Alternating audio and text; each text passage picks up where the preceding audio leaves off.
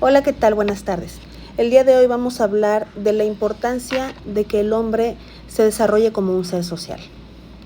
Para empezar, debemos determinar que el hombre es un ser social por naturaleza, por lo cual, para alcanzar sus metas y objetivos, requiere de la comunicación con sus semejantes. Las personas necesitan compartir lo que observan, piensan y sienten a través de un lenguaje. Por eso la comunicación se define como la creación de significados compartidos por medio de diversos fenómenos simbólicos. Examinando la comunicación como proceso social, se distingue su dinamismo, ese movimiento continuo que pone énfasis en las características de su naturaleza: dinámica, transaccional, personal y afectiva. De acuerdo con tal naturaleza, el ser humano también presenta características propias para la comunicación, ya que él mismo se considera un sistema generador de mensajes con capacidad para recibir información, procesarla y transmitirla. El lenguaje, como la comunicación, se considera de naturaleza social, pues nace de la gente y propicia la interacción de los grupos y la formación de sociedades. Los dos se complementan, ya que el lenguaje es un mero instrumento para comunicarse y la comunicación necesita del lenguaje para funcionar. Al hablar de comunicación oral, hablamos también de la lengua o el modo particular de expresarse de un grupo o pueblo. Para estudiar y comprender mejor cómo funciona la comunicación humana, es necesario detener la dinámica del proceso y observar cada uno de los elementos que lo componen mediante la representación de modelos.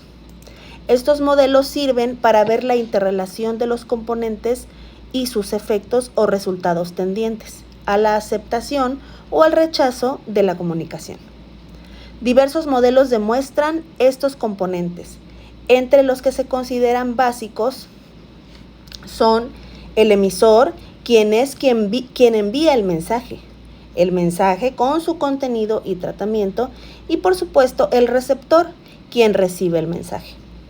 Se añaden a estos los elementos que indican la respuesta y fidelidad del mensaje, como son la retroalimentación y el posible ruido, los medios o canales utilizados para llegar hasta el destinatario el mensaje y, finalmente, el contexto social. Todos son variables y producirán un efecto en los resultados del proceso.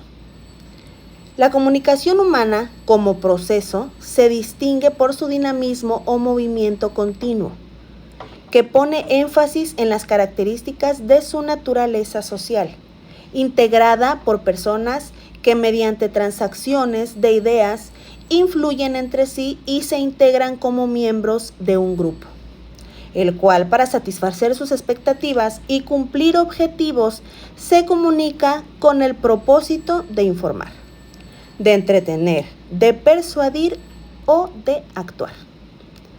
En la comunicación humana encontramos dos formas de manejar el lenguaje verbal: la oral y la escrita.